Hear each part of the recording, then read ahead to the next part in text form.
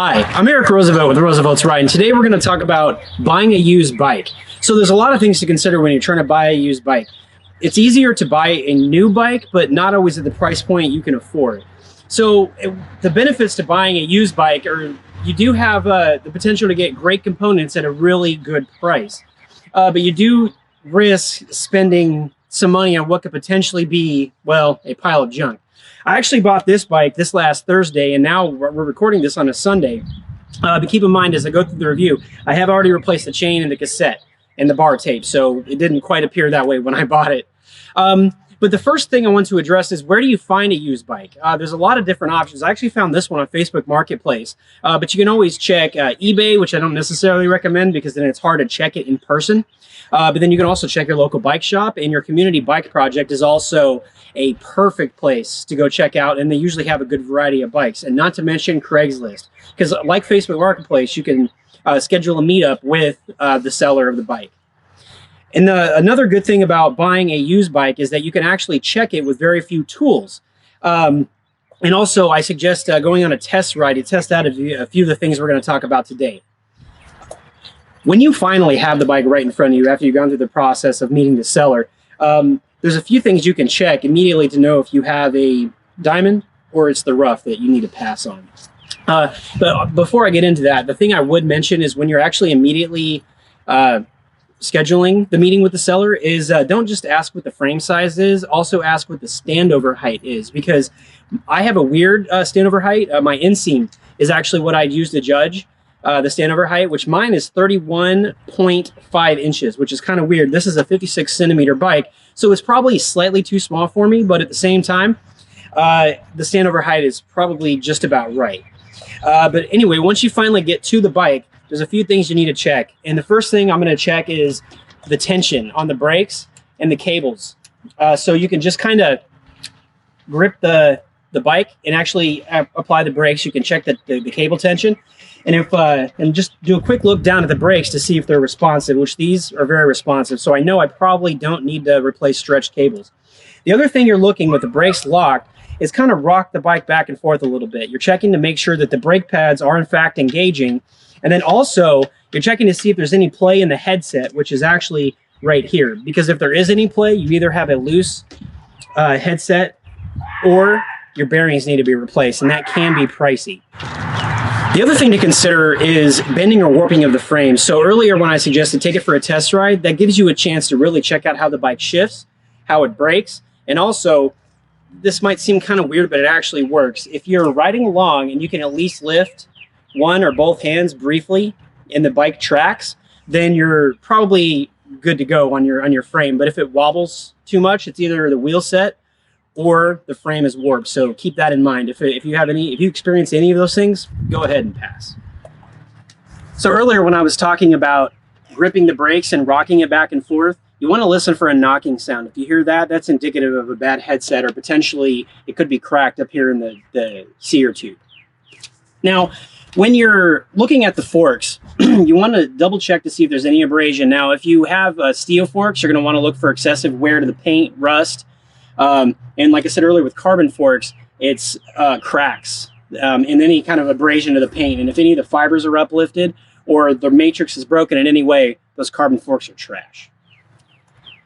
Then also, we're going to move on to the brakes. Really, you want to double check the pads for excessive wear. And then also to make sure, like I said earlier, make sure you're actuating those cables to make sure if they're the tension's proper. If it is, that's okay, because the brakes are the brake cables specifically are fairly cheap to replace. But if the brakes aren't actuating properly, the brakes can get a little pricey. And as you move down to the wheel set, just kind of stand up and give your wheel a bit of a spin. And really what you're looking for is to make sure that the wheel isn't wobbling, because one couple millimeters off can spell bad news. That can mean that when you give your spokes a good squeeze and there's good tension, you're also looking to see if there's any broken spokes or cracks in the wheel set here. But also, if you see any of that wobble, that can also mean bad bearings in your hub.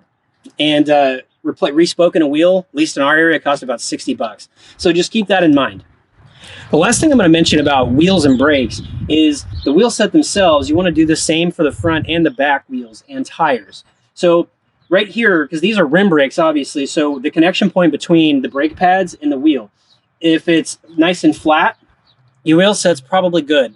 If it's a little concave, that wheel is excessively worn and probably would need to be replaced. That can be a very expensive replacement.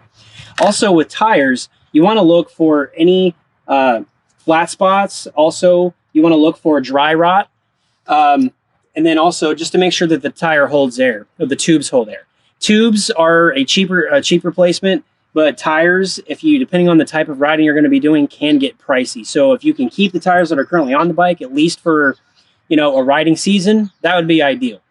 But these actually were really nice tires. So this bike is going to be meant just mainly for putzing around the area I work in on lunch breaks and just after work. So I wasn't too concerned with having a whole lot of tread. So this is mainly going to be just used on the road. So keep that in mind too. When you go to buy a bike, have in mind the type of riding you're going to be doing.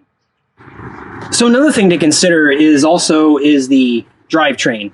So you want to double check to make sure the chain, this is a replaced chain, but when I bought it, it was a little bit rusty. So that's also indicative of how the bike was taken care of and maintained. Nothing against the former owner, but chains get rusty and they have to get replaced after so many miles.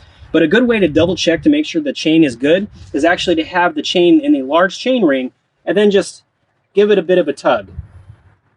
If it doesn't go very far, then your chain is probably good. And then also, you're going to want to check your crankset and to make sure that the bottom bracket bearings are all tight and still good to go. So move your pedals backwards, and if they slide nice and smooth, you're probably good to go. Another thing you're going to look for is the crank arms themselves. Give them a waggle back and forth, and if you see any play, I'd probably pass on that too.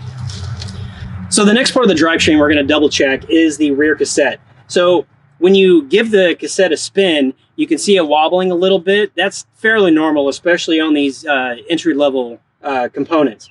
But what you don't want to see is excessive wear, rust, or anything like that. So on the rear cassette and the front chain rings, you want to look for even wear. That's really important because if it looks more like a shark's tooth or there's pieces broken or missing, the individual components can be fairly cheap to replace, but replacing an entire drivetrain gets pricey fast.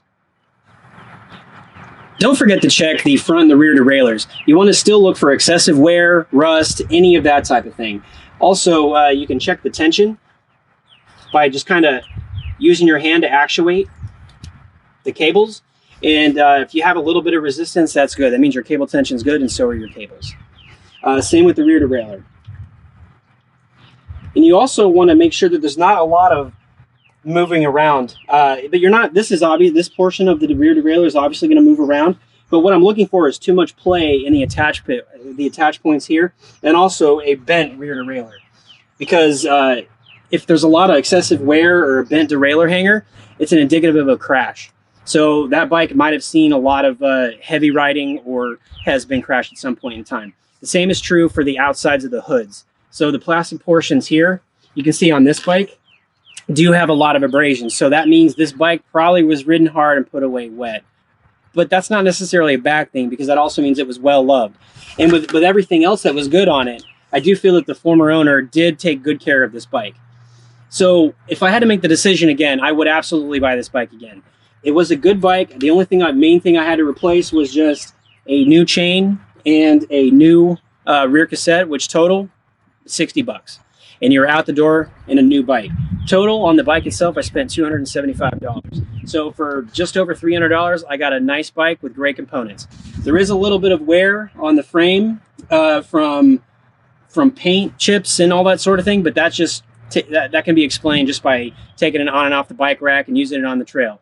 So if you've liked this video, please be sure to like and subscribe so you don't miss any of our adventures where we can offer some buying bike ideas and adventures along the way. So take care. See you on the trail.